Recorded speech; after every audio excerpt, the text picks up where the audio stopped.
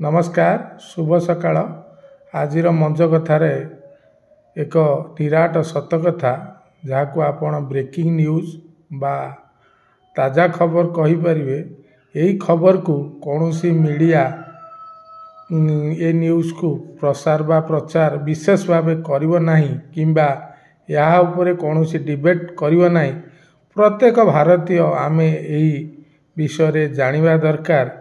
मु गोटे उदाहरण भाव में गोटे कथा कहूँ जे यही 2025 मसीह आम भारत 3500 भारतीय आम भारतर अत्याधिक टैक्स वृद्धि एवं खराब सेवा यथा स्वास्थ्य शिक्षा पानीय जल ठू लगे कि रास्ता घाट सड़क सबुथे निम्नमानर खराब कार्य एवं अत्याधिक टैक्स रो बोझ को सही न पारी विदेश पलायन करुचंती 3500 लोक सेमानक मोट संपत्तिर मूल्य 2200 मिलियन अटे। एथुरु आपण चिंता करंतु माने यह भारत पाई केते खराब कथा अटे। जदि मिलेनियर माने आम भारत छाड़ी जिबे यह आम अर्थनीति एवं जीडीपी पाई भल नुहे।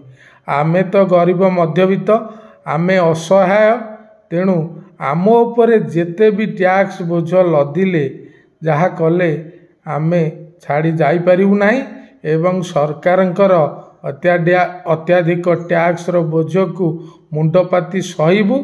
एथि सहित सरकारंकर जो निम्नमानर सड़क शिक्षा स्वास्थ्य सबू रही आमे जहा अनुभव निजे आखिरे देखुचु मेडिकल डाक्तर नांती मेडिसिन मिलूनी रास्ता मझिरे दबी जाउची। आपण सोशल मीडिया देखुथुए ट्रेन दुर्घटना बारंबार होउची केउंटु गोटे पर्वपर्वाणी हेले जेमती कुंभ मेला हो किंबा रथ यात्रा हो एमती दली चकटी सुरक्षा व्यवस्था ढिला पाई श्रद्धालु माने आहत होउचंदी।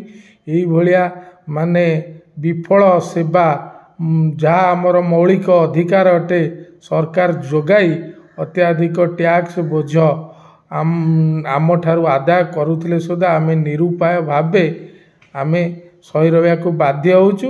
किंतु जो माने मिलेनियर से माने देश छाड़ी विदेश को पळाई होउछन। एथिपाई सरकार निहाती भावे चिंता करिवा कथा एथिपाई व्यवस्था मध्य करिवा कथा। जदि मिलेनियर मु केवल 2025 मसीहार यही मिलेनियर